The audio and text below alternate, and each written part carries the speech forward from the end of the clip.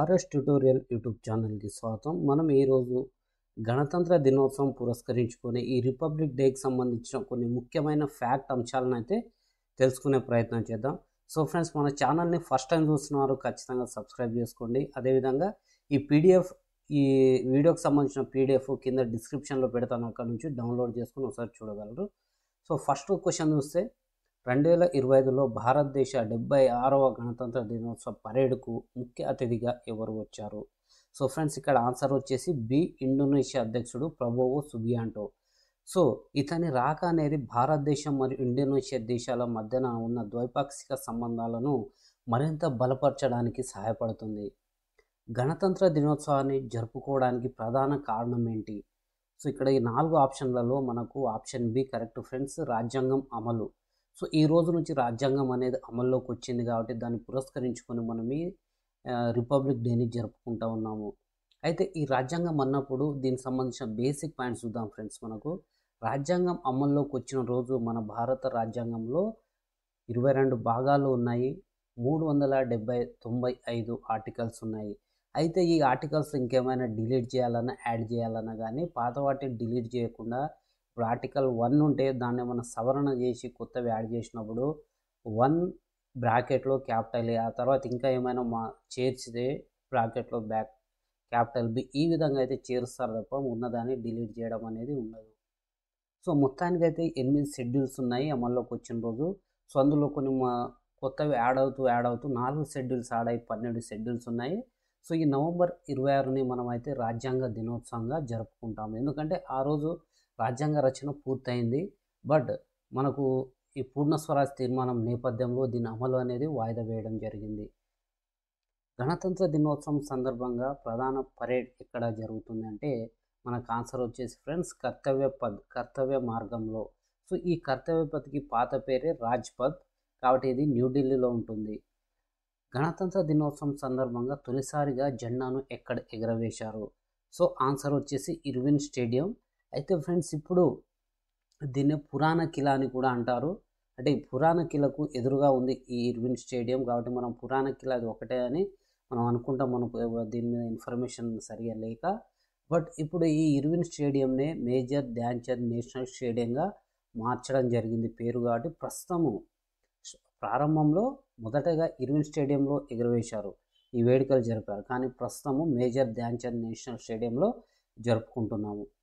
Beating retreat వేడుక ఎప్పుడు జరుగుతుంది? సో ఆప్షన్ చూడండి, జనవరి 25, 26, 28, 29. సో దీనికి ఆన్సర్ వచ్చేసి ఆప్షన్ డి, జనవరి 29 నాడు ఈ బీటింగ్ రిట్రీట్ అనేది జరుగుతుంది.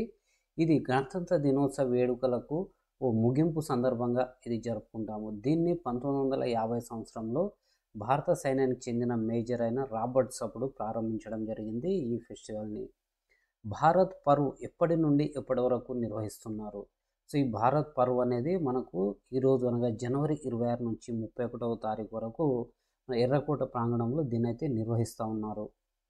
ఫ్రెండ్స్, మన ఛానల్ని ఫస్ట్ టైం చూస్తున్నారు, సబ్స్క్రైబ్ చేసుకోవడం మాత్రం మర్చిపోవద్దు. అదేవిధంగా ఈ వీడియోకి సంబంధించిన ఈ క్వశ్చన్కి సంబంధించి పీడిఎఫ్ అనేది కింద లింక్ ఇచ్చాను డిస్క్రిప్షన్లో, అక్కడ నుంచి అయితే డౌన్లోడ్ చేసుకోండి.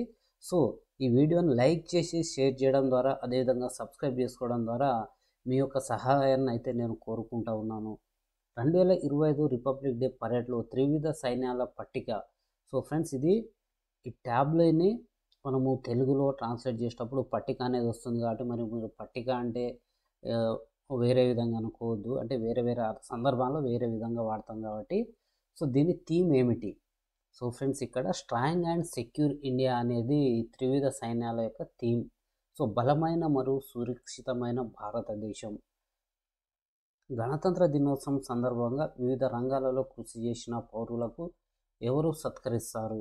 సో ఫ్రెండ్స్, ఈ అవార్డ్స్ ఉన్నాయి కదా, ఈ భారతరత్న, పద్మ అవార్డ్స్, శౌర్య, అదేవిధంగా ప్రధానమంత్రి జాతీయ బాలల అవార్డు, ఇవన్నీ కూడా మనకు ప్రదానం చేసి సత్కరించేది ఎవరంటే అధ్యక్షుడు, అంటే మన రాష్ట్రపతి గారు ప్రదానం చేస్తారు. రిపబ్లిక్ డే పరేడ్లో భారతదేశంలోని ఏ అంశాలు హైలైట్ చేయబడ్డాయి? సో మన భారతదేశ సాంస్కృతిక వైవిధ్యం, సైనిక శక్తి మరియు పురోగతి. సో మనం అన్ని రంగాల్లో మన దేశం సాధిస్తున్న గ్రోత్, ఆ పురోగతి అనే దాన్ని మనం హైలైట్ చేస్తాం, ఇక్కడ ప్రపంచానికి చూపిస్తాము. సో ఇది అదేవిధంగా భారత రాజ్యాంగాన్ని రాజ్యాంగ సభ ఎప్పుడు ఆమోదించింది? సో ఫ్రెండ్స్, ఎన్ని ఎగ్జామ్స్ వచ్చినా, ఎంత క్వశ్చన్ పేపర్ ట్రెండ్ మారినా కానీ ఖచ్చితంగా ప్రాధాన్యత ఉన్న అంశాల్లో ఈ రాజ్యాంగ సభకు సంబంధించి ఖచ్చితంగా ఒక క్వశ్చన్ అయితే మనకు పాలిటీ నుంచి ఉంటుంది. సో ఇక్కడ చూడండి, మనకు ఆన్సర్ వచ్చేసి నవంబర్ 26, 1949. సో ఈ నవంబర్ 26ని మనము కాన్స్టిట్యూషనల్ డేగా ఫాలో అవుతాము. అయితే ఈ రాజ్యాంగాన్ని రాజ్యాంగ సభ అనేది నవంబర్ 26వ తారీఖు నాడు ఆమోదించింది 1949లో. కానీ ఆ రోజు నుంచి అమల్లోకి రాలేదు, కొంత డిలే జరిగింది. ఎందుకంటే పూర్ణ స్వరాజ్ డిక్లరేషన్ని 1930 జనవరి 26వ తారీఖు నాడు మనం అప్పుడు చేశాం కాబట్టి, అప్పుడు స్వాతంత్ర పోరాటంలో. సో దానికి గుర్తింపునివ్వాలి, గౌరవార్థంగా దాన్ని గౌరవించాలనే ఉద్దేశంతో ఆ సంఘటనను మనము జనవరి 26, 1950 నుండి రాజ్యాంగాన్ని అమల్లోకి తీసుకురావడం జరిగింది. భారత రాజ్యాంగం ముసాయిదా కమిటీ చైర్మన్ ఎవరు? సో ఈ ఆన్సర్ అందరికీ తెలిసిందే, మనకు డాక్టర్ బిఆర్ అంబేద్కర్ గారు. భారత రాజ్యాంగంలో ఎన్ని ఆర్టికల్స్ ఉన్నాయి? అసలు అంటే ఫ్రెండ్స్, ఒరిజినల్ కాన్స్టిట్యూషన్లో మనకు 395 ఆర్టికల్స్ ఉన్నాయి, 22 పార్ట్స్ ఉన్నాయి, 8 షెడ్యూల్స్ ఉన్నాయి. న్యూఢిల్లీలో జరిగిన గణతంత్ర వేడుకలో జాతీయ జెండాను ఎవరు ఆవిష్కరించారు? సో ఈ రిపబ్లిక్ డేలో జాతీయ జెండాని రాష్ట్రపతి గారు ఆవిష్కరిస్తారు.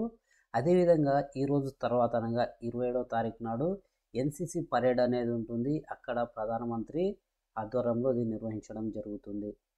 భారత జాతీయ కాంగ్రెస్ ఏ సెషన్లో తొలిసారిగా భారత జాతీయ గీతాన్ని ఆలపించారు? సో 1911లో డిసెంబర్ 27న జరిగిన కలకత్తాలోని భారత జాతీయ కాంగ్రెస్ సమావేశంలో రవీంద్రనాథ్ ఠాగూర్ గారు మొట్టమొదటిసారిగా ఈ ఠాగూర్కి సంబంధించిన జనగణమన అనే గీతాన్ని ఆలపించడం జరిగింది. అయితే మన ఈ సంవత్సరానికి సంబంధించిన అంటే 76వ గణతంత్ర దినోత్సవానికి సంబంధించిన ఈ ఫెస్టివల్ యొక్క థీమ్ ఏంటంటే ఫ్రెండ్స్, ఇక్కడ చూడండి, మనం ఫస్ట్ దీన్ని ఇంగ్లీష్లో చూద్దాం. Translating to golden India legacy and progress. So దీన్నే మనము తెలుగులో స్వర్ణిం భారత్ విరాసిత్ ఔర్ వికాస్, so golden India legacy and progress అంటాము. సో మనకు ఆప్షన్ బి అనేది కరెక్ట్. ఇది మన భారతదేశం యొక్క గొప్ప సాంస్కృతిక వారసత్వం మరియు సుసంపన్నమైన భవిష్యత్తు కోసం మనకున్న ఆకాంక్షలను హైలైట్ చేసే విధంగా ఈ థీమ్ అయితే పెట్టడం జరిగింది. తర్వాత ఈ పరేడ్లో పాల్గొన్న విదేశీ సైనిక బృందం ఏదనగా మనకు ఫ్రెండ్స్ ఆప్షన్ బి ఇండోనేషియా జాతీయ సాయుధ దళాలు పాల్గొనడం జరిగింది. ఈ వందే మాతరం రచయిత ఎవరు అనగా మనకు బంకిం చంద్ర చటోపాధ్యాయ గారు 1896లో కలకత్తా కాంగ్రెస్ సమావేశంలో మొట్టమొదటిసారిగా పాడారు. అయితే ఎవరు పాడారు అనేది మనకు రవీంద్రనాథ్ ఠాగూర్ గారు. సో దీన్ని ఎక్కడి నుంచి తీసుకున్నాం మనము? ఆనంద్ మఠ్ నుంచి తీసుకోవడం జరిగింది. ఈ ఆనంద్ మఠ్ని 1882లో ప్రచురించడం జరిగింది. రిపబ్లిక్ డే పరేడ్లో జాతీయ గీతాన్ని ఎన్నిసార్లు ప్లే చేస్తారు? ఫ్రెండ్స్ ఇక్కడ చూడండి, PLAY ప్లే అనే ఇంగ్లీష్ పదానికి మనకు తెలుగులో యాస్టిజ్ ప్లే అని ఇచ్చారు కాబట్టి మనకు ఇంగ్లీష్ మీద కమాండ్ ఉండాలి. దీని కొరకే మనకు ఈ MCQs కావచ్చు, మాక్ టెస్టులు కావచ్చు, వీటి ప్రాక్టీస్ అనేది చాలా కీలకం. ఇంగ్లీష్ అనేది అతి కీలకమైనది. ఫ్రెండ్స్ ఆన్సర్ వచ్చేసి సి, 2 సార్లు ప్లే చేస్తారు. అయితే ఈ పరేడ్ ప్రారంభంలో మరియు ముగింపులో మన జాతీయ గీతాన్ని అయితే ఆలపిస్తారు. సో మొట్టమొదటిసారిగా మన ఈ జనగణమనను జనవరి 24, 1950 నాడు మన రాజ్యాంగ సభ దీనిని జాతీయ గీతంగా ఆమోదించింది. అయితే దీని ఒరిజినల్గా అయితే మనకు బెంగాలీ భాషలో రవీంద్రనాథ్ ఠాగూర్ గారు దీన్ని రాయడం జరిగింది. సో ఈ 1911లో కాంగ్రెస్ పార్టీకి సంబంధించిన కోల్కతా సెషన్లో అంటే 26వ సెషన్లో దీన్ని పాడారు. అయితే దీని యొక్క టైం డ్యూరేషన్ ఎంతసేపు పాడతారు ఈ సాంగ్ ఉంటుందంటే 52 సెకండ్లు. హర్యానా యొక్క ప్రధాన వృత్తివృత్తం ఏమిటి? సో ఫ్రెండ్స్ మనం తెలంగాణలో, బట్ హర్యానా గురించి ఎందుకు మాట్లాడుకుంటున్నాం అంటే దీనికి ప్రాధాన్యత ఉంది. సో కాబట్టి మనం దీన్ని కూడా క్వశ్చన్గా తీసుకున్నాము. సో ఆన్సర్ వచ్చేసి మనకు బి, సంపన్న హర్యానా వారసత్వం మరియు అభివృద్ధి. సో ఇతివృత్తంగా దీన్ని థీమ్గా తీసుకొని వారి టేబుల్స్ని ప్రదర్శించడం జరిగింది. అయితే ఇక్కడ ఈ పరేడ్లో హర్యానాకు సంబంధించిన టేబుల్లో కురుక్షేత్రంలో అర్జునుడికి శ్రీకృష్ణుడు అందించిన భగవద్గీత యొక్క దైవిక సందేశాన్ని వర్ణిస్తుంది. కురుక్షేత్రలో చారిత్రక మూలాల నుండి ఆధునిక విజయాల వరకు హర్యానా ప్రయాణాన్ని వర్ణించే విధంగా సంపన్న హర్యానా వారసత్వం మరియు అభివృద్ధి అనే థీమ్ తోటి ఇది నిర్వహించడం జరిగింది. కాబట్టి చారిత్రక నేపథ్యం సంబంధం ఉంది కాబట్టి మనం ఈ క్వశ్చన్ని తీసుకోవడం జరిగింది. ఈ గణతంత్ర దినోత్సవ పరేడ్లో మొత్తం ఎన్ని టేబుల్ ఆక్స్లు పాల్గొన్నాయి అంటే మనకు ఆన్సర్ వచ్చేసి 31. సో ఫ్రెండ్స్, ఇది మన భారతదేశ సాంస్కృతిక వైవిధ్యం మరియు విజయాలను ఇందులో ప్రదర్శించడం జరుగుతుంది. సో ఇక్కడ ఈ స్క్రీన్లో చూడండి, మనం 2 క్వశ్చన్లు తీసుకున్నాము, 2 కూడా చాలా కీలకం. ఫ్రెండ్స్, ఇక్కడ ఏంటంటే నేను ఎక్స్ప్లెయిన్ చేయడము అనేది మీకు ఇన్ఫర్మేషన్ కరెక్ట్ ఇవ్వాలి అనేది నేను ఈ పీడిఎఫ్ రెడీ చేసుకున్నాను. దీన్ని ఎక్స్ప్లెయిన్ చేసి ఈ పీడిఎఫ్ యాజ్ ఇట్ ఈజ్ మీకు డిస్క్రిప్షన్లో ఇస్తున్నా కాబట్టి మీకు కూడా యూజ్ఫుల్ ఉంటుంది. కాబట్టి నేను కష్టపడి అయితే మీ అందరి కోసం దీన్ని తయారు చేస్తున్నా. సో దీన్ని డిస్క్రిప్షన్ నుంచి డౌన్లోడ్ చేసుకోగలరు. ఈ గణతంత్ర దినోత్సవం సందర్భంగా ఏ ముఖ్యమైన మైలురాయిని మనం స్మరించుకుంటున్నాము అంటే దీనికి ఆన్సర్ వచ్చేసి రాజ్యాంగం ఆమోదించిన 75 సంవత్సరాలు.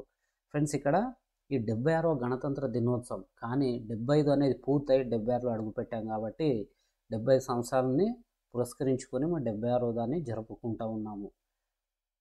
గణతంత్ర దినోత్సవంతో సహా భారతదేశంలో ఎన్ని జాతీయ సెలవులు ప్రకటించబడ్డాయి? ఈ క్వశ్చన్ చూడంగానే మనకి చాలా ఈజీ క్వశ్చన్ అని అనిపిస్తుంది.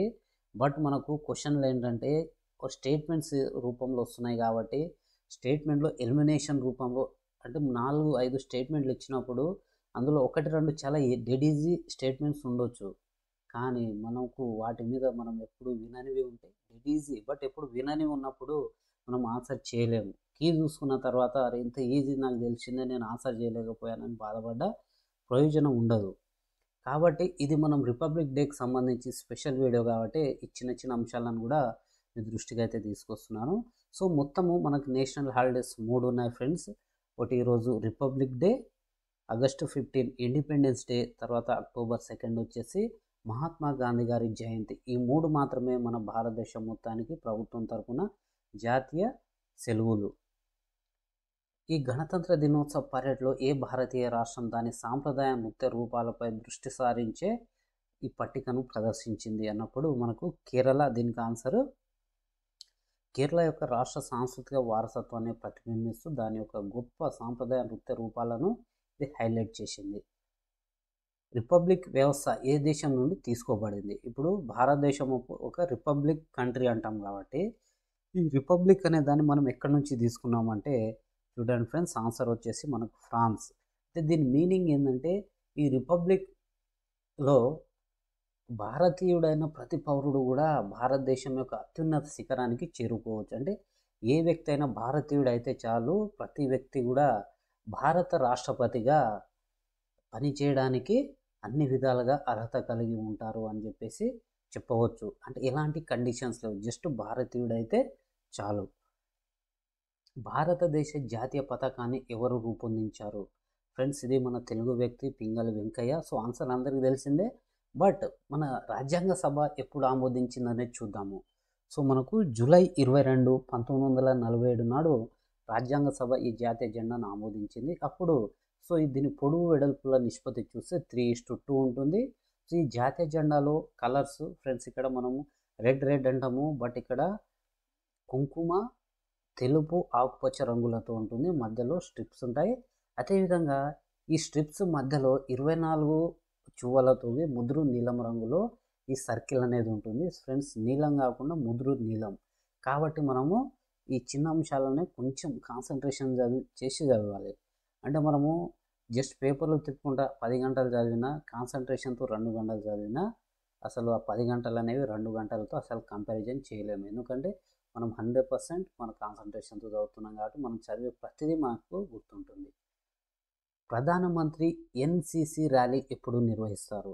సో ఫ్రెండ్స్, ఇది జనవరి 27. ప్రధానమంత్రి శ్రీ నరేంద్ర మోదీ ఎన్సిసి ర్యాలీని ప్రారంభించి ఢిల్లీ కాంట్లోని కరియప్ప గ్రౌండ్లో 27 జనవరి నాడు యువశక్తి విశ్వసిక్ భారత్ థీమ్ పైన ఈ ర్యాలీని ప్రధానమంత్రి గారు నిర్వహించనున్నారు.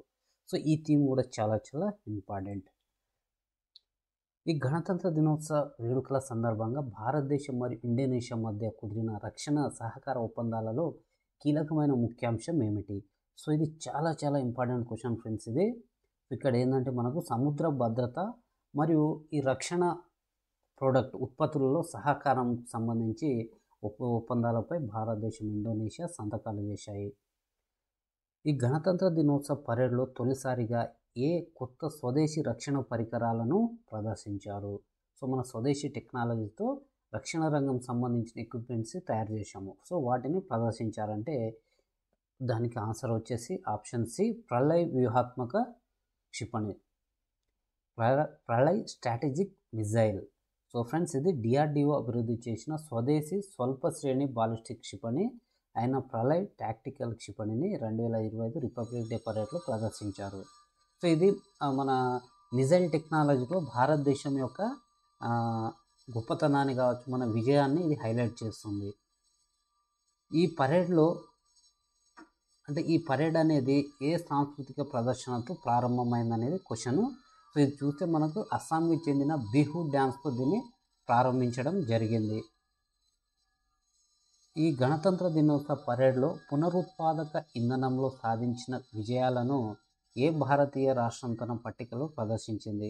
సో ఫ్రెండ్స్ ఇక్కడ ఆన్సర్ వచ్చేసి గుజరాత్. ఏంటి అంటే ఇప్పుడు పునరుత్పాదక అని ఎందుకు అంటున్నామంటే గ్రీన్ ఎనర్జీ మరియు సుస్థిరత పట్ల భారతదేశం యొక్క నిబద్ధతను ఇది చాటి చెప్తుంది. కాబట్టి సౌరశక్తి, పవనశక్తి ప్రాజెక్టులతో సహా పునరుత్పాదక శక్తిలో గుజరాత్ యొక్క విజయాలను అది చూపిస్తుంది. సో మనము ఇంతకుముందు అస్సాం బిహు డ్యాన్స్ గురించి, అదేవిధంగా ఇంకోటి వేరే స్టేట్వి చూసాం కాబట్టి హర్యానాది కురుక్షేత్ర. సో ఇది ప్రాధాన్యత సంతరించుకొని ఉన్నాయి కాబట్టి వాటిని కూడా మనం క్వశ్చన్గా తీసుకోవాలి. సో అదేవిధంగా ఈ గణతంత్ర దినోత్సవ వేడుకల సందర్భంగా ఏ ప్రధాన అంతర్జాతీయ భాగస్వామ్యం నొక్కి చెప్పబడిందంటే మనకు Indo Pacific maritime security cooperation సంబంధించి అని చెప్పవచ్చు. భారత రక్షణ దళాలలో మహిళల పాత్రను గుర్తు చేసుకోవడానికి జరిగిన పరేడ్లో ఏ ప్రత్యేక బృందం పాల్గొన్నది? సో మహిళా అగ్నివీరుల బృందం.